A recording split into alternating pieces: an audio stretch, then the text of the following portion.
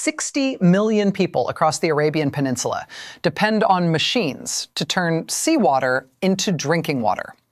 These machines sit on exposed coastlines connected to fragile power grids running around the clock.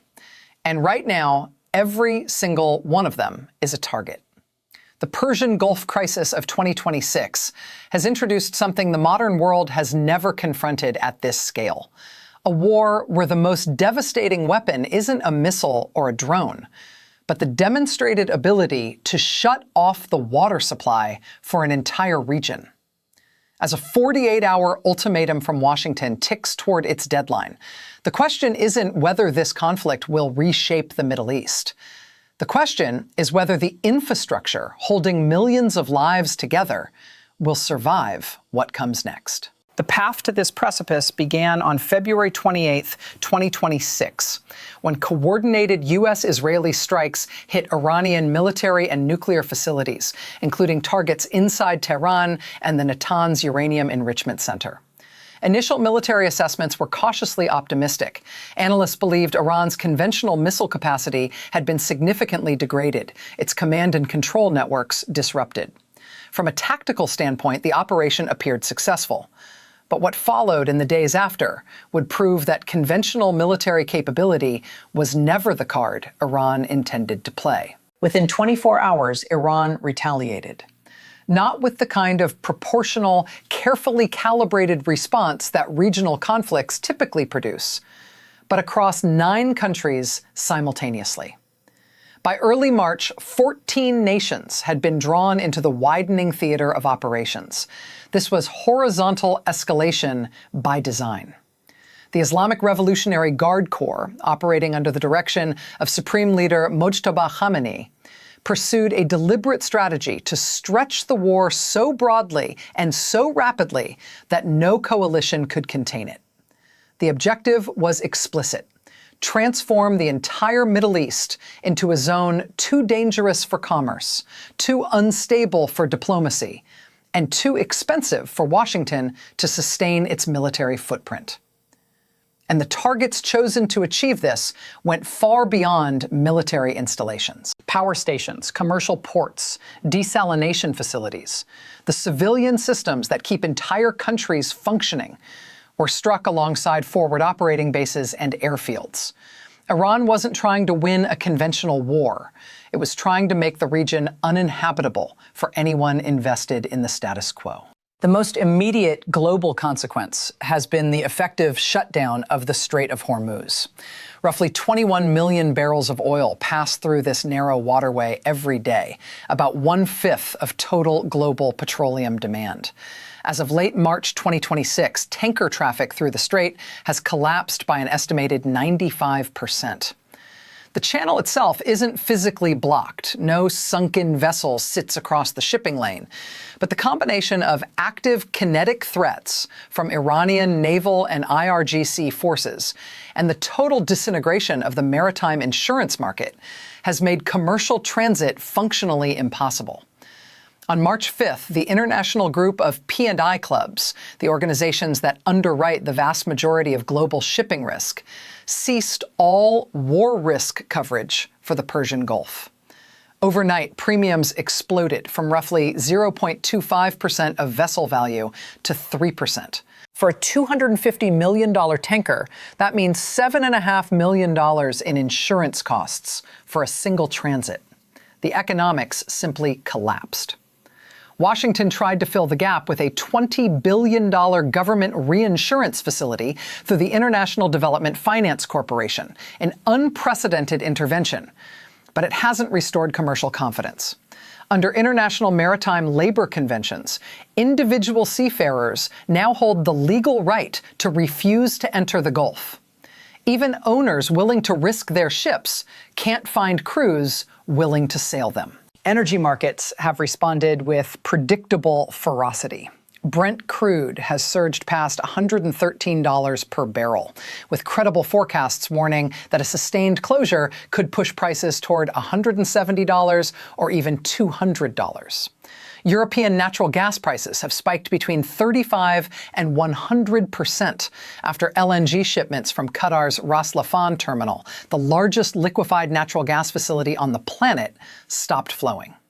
Rerouting vessels around the Cape of Good Hope adds 10 to 20 days per voyage and dramatically inflates container shipping costs. The ripple effects are reaching economies thousands of miles from the conflict zone. Indian fuel prices up 25%. Australian mining operations absorbing $500 million in added costs for every 10-cent increase in diesel. Over 200,000 shipping containers stranded at ports and creating cascading congestion across Asian transshipment hubs. But the energy shock, as severe as it already is, may not even be the most dangerous dimension of this crisis. What's developing beneath the oil price headlines threatens something more fundamental than global commerce. It threatens whether millions of people will have water to drink. And this is where the conflict enters territory that most international coverage has failed to fully communicate. The 6 nations of the Gulf Cooperation Council, Bahrain, Kuwait, Oman, Qatar, Saudi Arabia, and the UAE, exist in what hydrologists classify as absolute water scarcity. The numbers are almost beyond comprehension. Kuwait has effectively 0 renewable fresh water. The UAE has roughly 15 cubic meters per person per year. Qatar, 20. For perspective, the internationally recognized threshold for basic social welfare is 1,700 cubic meters per capita annually. These countries don't merely fall below the line, they barely register on the scale. The reason their cities function, their populations survive, their agriculture exists at all, is an industrial network of desalination plants, converting seawater into fresh water at enormous scale. The GCC collectively produces approximately 40% of all desalinated water on Earth. Remove that production, even temporarily, and the result isn't an economic downturn. It's a humanitarian catastrophe measured in days, not months. Most Gulf nations maintain only about 2 days of strategic water reserves. After that, there is no backup. That capacity is now squarely in the crosshairs, and the vulnerability runs far deeper than geography. Desalination plants must sit on the coast for seawater intake, large, fixed, clearly identifiable from satellite imagery. Most Gulf facilities are cogeneration installations, physically integrated with the power stations that supply the immense energy the process demands. Thermal distillation methods consume 14 to 28 kilowatt hours per cubic meter of water produced.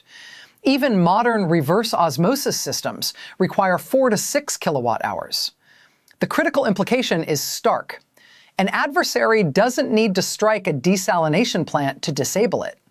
Attack the electrical grid, interrupt the fuel supply chain, destroy a single transformer substation, and water production across an entire country can cease simultaneously.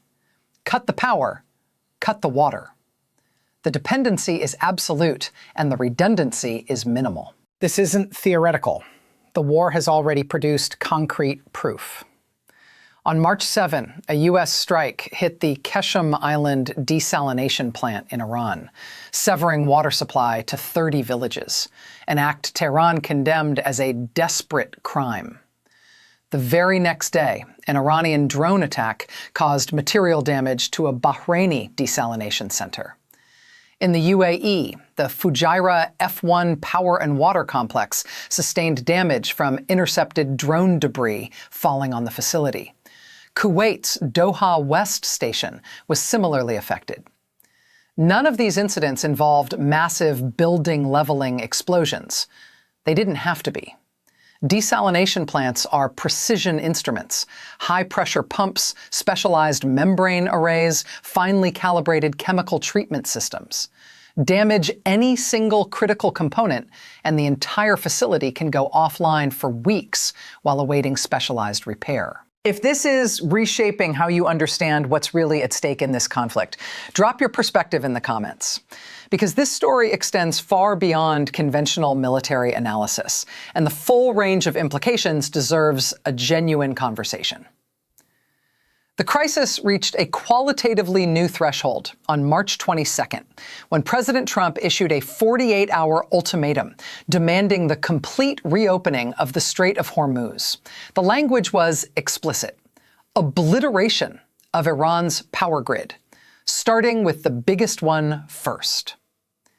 International legal scholars immediately flagged this as a potential violation of international humanitarian law, which prohibits targeting infrastructure that primarily serves civilian welfare unless a direct, proportionate military advantage can be established. But the legal debate may already be academic, because Iran's response moved the confrontation past any framework where proportionality calculations carry practical weight. Iran's parliament speaker, Mohammad Bagher Khalibaf, declared that any further strike on Iranian territory would trigger the, quote, irreversible destruction of regional energy and desalination infrastructure. Tehran's stated rationale? These civilian facilities are legitimate military targets because they financially sustain and logistically enable the American military presence in the Gulf. The consequence of this framing is extraordinary. The water systems keeping 60 million people alive have been reclassified by both sides of this conflict through competing legal justifications as instruments of war. Then came March 23rd and the threat that altered the entire risk equation. Iranian state-linked media outlets, Fars and Mizan news agencies, published a target list that included the UAE's Barakah nuclear power plant. Barakah houses 4 operational reactors in the western desert near the Saudi border, and it represents a cornerstone of the UAE's energy diversification strategy.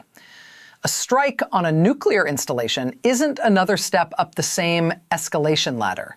It's a qualitative leap into a fundamentally different category of threat.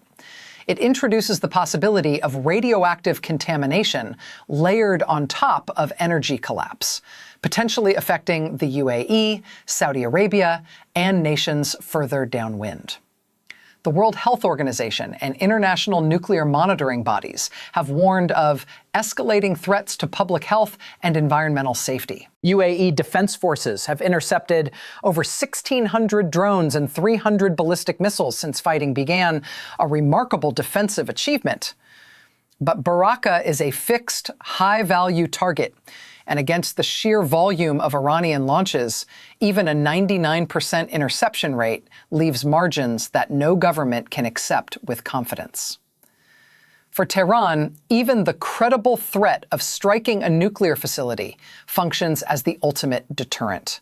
The environmental consequences of a containment breach would be shared across borders, ensuring that whoever pushes the escalation to that point bears consequences they cannot isolate or control.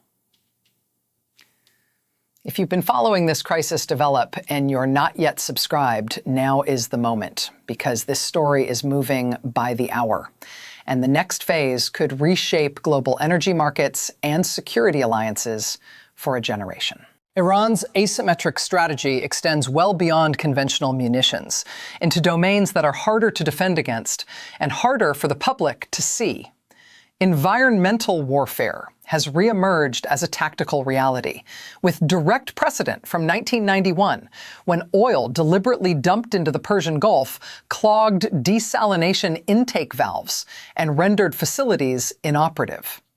In March 2026, a sea drone strike on the oil tanker Sonangol Namibe near Kuwait triggered a spill that posed an immediate threat to nearby desalination infrastructure, a single maritime attack serving the dual purpose of destroying an energy asset while contaminating the water supply chain simultaneously. Cyber warfare has opened yet another front.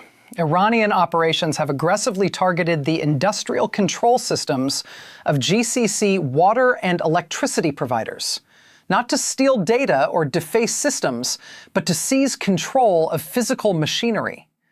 Manipulating high-pressure pumps or cooling systems through digital intrusion can cause mechanical damage that requires weeks of specialized repair, achieving the functional equivalent of a kinetic strike without expending a single physical weapon. The March 1st attacks on Amazon Web Services data centers in the UAE and Bahrain confirmed that digital infrastructure is now a primary battlefield in a conflict where AI-driven defense systems and cloud-connected civilian services run on the same vulnerable networks. Economic damage has cascaded far beyond energy prices into sectors that initially seemed remote from a Gulf military conflict. Indian manufacturing faces acute shortages of LPG, naphtha, and fertilizer inputs. The Gulf region produces a significant share of global urea and petroleum-based fertilizers, and a sustained disruption could slash worldwide urea supplies by 30%, a figure that translates directly into reduced crop yields and food price inflation across South Asia, Southeast Asia, and Sub-Saharan Africa. Mumbai construction costs have surged 20% as steel and component shipments reroute around Africa. Major aviation hubs in Dubai and Doha have suspended operations, fracturing global air networks. Petrochemical producers are cutting polymer output as feedstock vanishes, driving up costs for plastics and packaging worldwide. And beyond the immediate disruptions, the longer-term damage may prove even more consequential. The GCC's entire post-oil economic strategy, Saudi Arabia's Vision 2030, the UAE's ambition to become a global center for finance, tourism, and technology, depends on projecting stability and security. That projection has been shattered by missiles reaching residential neighborhoods in Dubai and Doha, and the investment risk premium attached to the Gulf will remain elevated for years, potentially stalling trillions of dollars in planned development. The international diplomatic response has fractured along familiar geopolitical fault lines. UN Security Council Resolution 2817 condemned Iran's attacks on neighboring states, but passed without the support of China and Russia, who abstained. Beijing and Moscow frame the crisis as a predictable consequence of U.S. Israeli aggression, while Washington and its European allies assign responsibility to Tehran. China, purchasing 80% of Iranian oil and holding vast investments across the GCC, has attempted to mediate. Special envoy Zhai Jun was dispatched on a regional tour, and Chinese pressure reportedly convinced Tehran to exercise restraint on certain early targets, including oil tankers and Qatari port infrastructure. But the March 22nd ultimatum has compressed the diplomatic timeline to a point where meaningful mediation may no longer be feasible before consequences become irreversible. The European Union, stretched thin by the ongoing Ukraine conflict and acutely exposed to energy disruption, has remained mostly reactive. France has taken the most forward-leaning stance, invoking defense agreements with Gulf partners. But no unified international de-escalation strategy has emerged as the deadline approaches. If someone you know needs to understand the full scope of what's happening in the Gulf right now, beyond the surface-level headlines, send this to them.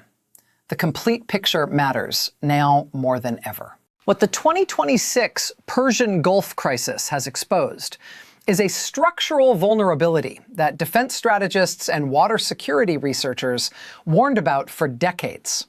Warnings acknowledged in policy papers and consistently ignored in practice.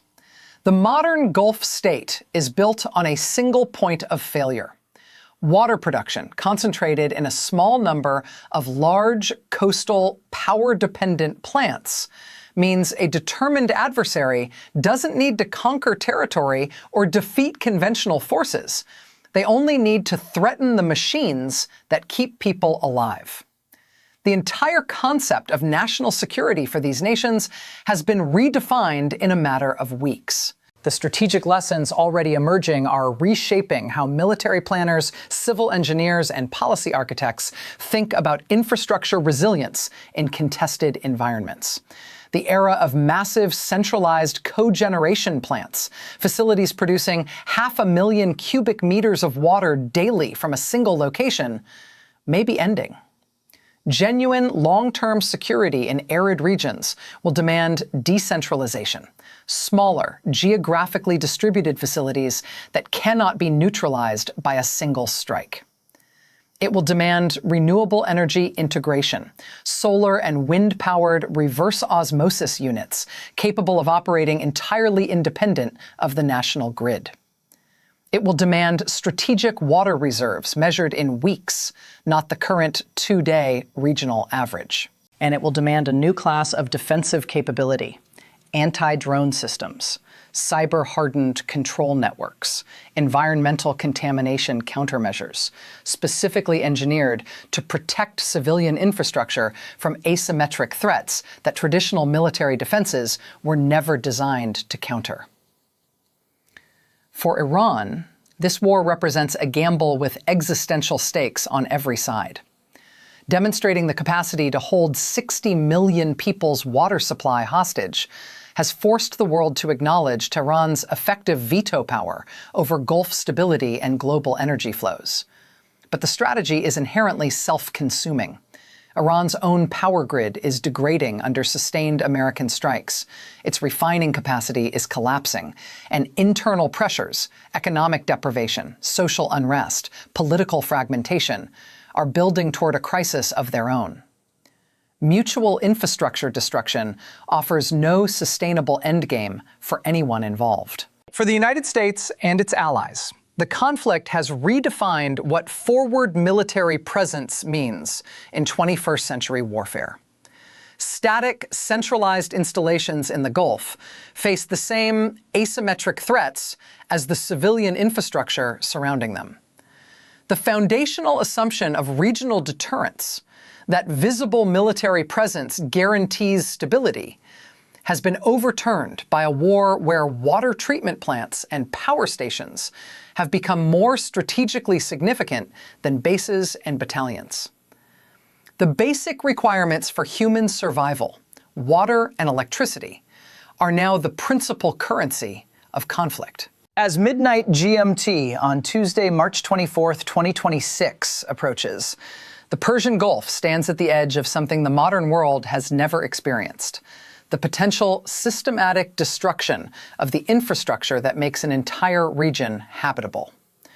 What unfolds in the coming hours will determine not just the trajectory of this war, but whether the international order retains any functioning mechanism to prevent armed conflict from crossing the threshold between military confrontation and civilizational threat. The machines that turn salt water into life are still running tonight. Whether anyone, on any side of this crisis, is prepared to let them stop is the question now hanging over 60 million lives, and over every nation whose economy flows through one narrow strait at the edge of the desert.